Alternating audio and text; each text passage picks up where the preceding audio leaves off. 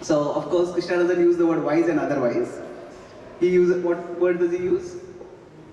Divine and demoniac.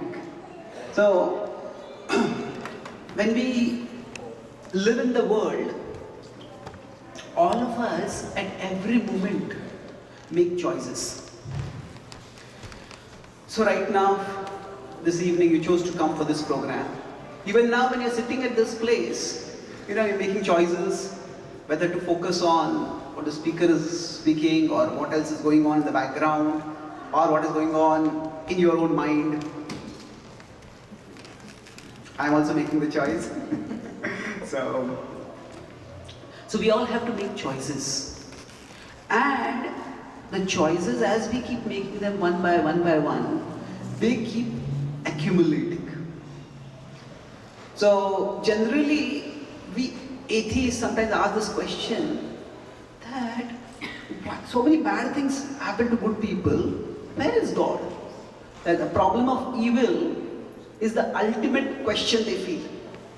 That so many bad things are happening, there can be no God. But actually, we could turn around and ask them the question, okay, why should bad things not happen to good people? Why should good things happen to good people? What do you mean? That's how it should be. But why? If everything were operating simply by chance, then there should not be any correlation at all. Anything can happen to anyone. And in fact, if you look at a purely materialistic worldview, the idea of good and bad itself is non-existent. Because everything is just matter interacting with matter. So in general, we all expect that if I do good, good results should come. And even if we do bad, we want to somehow get away from the bad results. It's said that success has many parents and failure is almost always an orphan. And nobody wants to take responsibility. So normally what we expect, if I do good, I should get good. If I bad, even then I should get very little bad results. But sometimes the scriptures themselves depict, the same scriptures which glorify God, they themselves depict almost the opposite of what would be the normal causal connection. That means that if we do good and then we get bad as a result of that, that becomes unbearable. And there can be different degrees of that. We see in the Srimad Bhagavatam, Parikshit Maharaj does a small bad thing, just offends a sage. And because of that he is cursed to die. But so that's bad enough. It's a small mistake and a big consequence. But its worst is there is no mistake and big trouble. And that is the story of Prahlad. So Prahlad is a simple, sweet boy who is devoted to the Lord. And it is because he is trying to do good, because he is trying to be a devotee, that's the sole reason he gets into trouble. If he just stopped being a devotee, instead of saying Om Nrasimma Namaha, he started saying Om Hiranyakashipaya Namaha, everything would have been fine for him.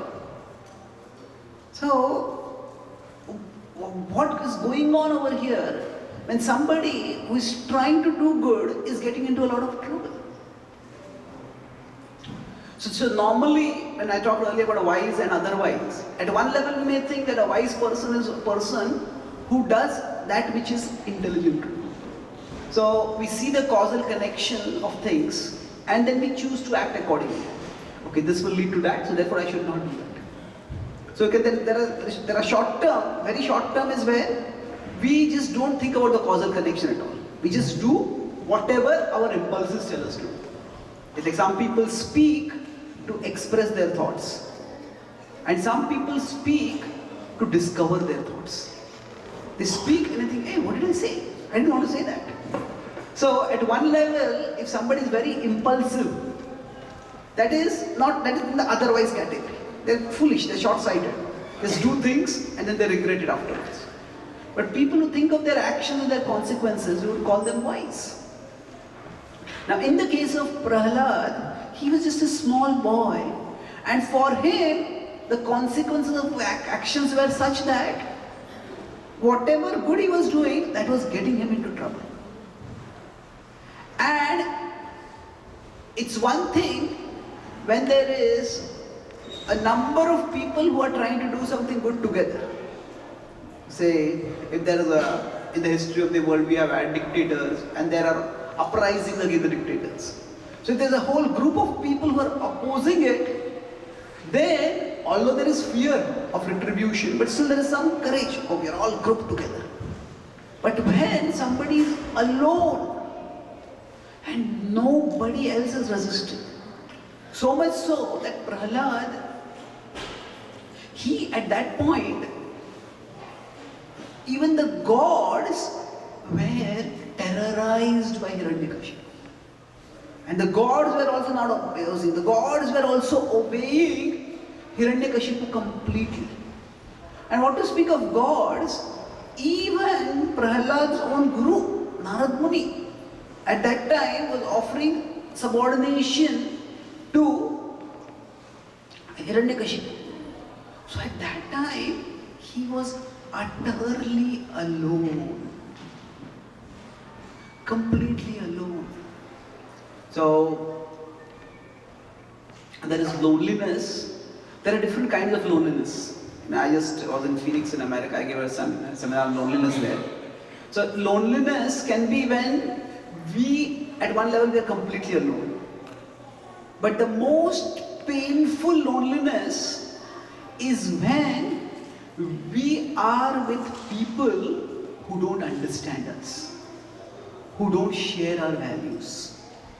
So that we are surrounded by people, but we just don't connect with anyone at all. And that can be extremely painful. If there are conflicts, there are some people who are opponents, they criticize us. Now, anybody who criticizes us, that hurts us. But the most painful attacks of our opponents don't hurt us as much as the silence of our supporters, silence of our friends. So for Prahlad, he was utterly alone. He not only was the person opposing him, Hiranyakashipu, he was the unchallenged ruler of the whole universe. But even the people who were supposed to be virtuous, all of them were silent. So he in one sense, completely alone. And being alone is a physical state. Being lonely is an emotional state. So, being alone can be good. It can be sometimes solitude is helpful for deeper contemplation. But being lonely is very painful. Because you just feel isolated. Now, we all need some kind of social interaction if we are not to go mad. Because our mind can present us hundreds of options at each moment.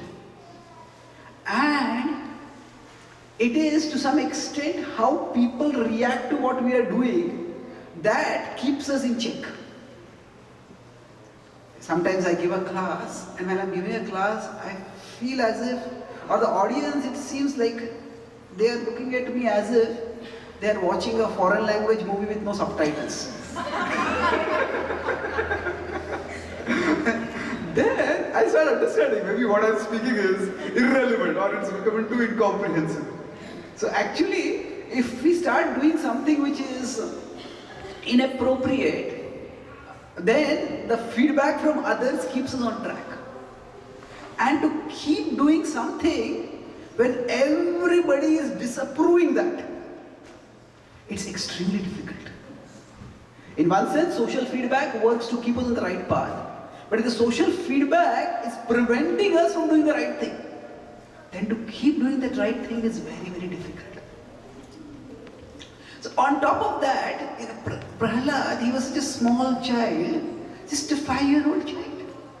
Now, how can a 5-year-old child have such courage of conviction? Where does it come from? Bhakti is not a function of age, of anything material. Later on, it is described that when we'll come to that pastime, that part of the pastime, but it's relevant over here, that when Nrasimha appears and the devatas start praying to him after he has put Hiranyakashipu to rest, at that time the devatas start offering great prayers, and the Lord is not pacified with that. So why is that? They are offering prayers. The Lord is not pacified because he's still angry with the devatas. He's saying that when my devotee, his mood is that when my devotee Prahlad was being tortured, threatened, at that time you neither protected nor protested. And therefore, whatever prayers you are offering to me, they are not touching my heart. Because when the test came, your devotion was not seen. So Hiranyakashipu, he had such power that he had terrorized even the gods.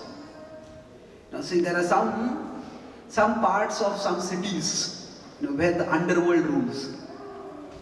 And if somebody goes in that part of the city and they are robbed, and then you go to the police and complain, the police will say, why did you go there? Even we don't go there. Even we don't go there. So, that means what has happened is those who are meant to have the rule of law, they are also controlled. They are also fearful. So the situation was like that for Hiranyakashipu. That he had such power that even the gods were fearful of him.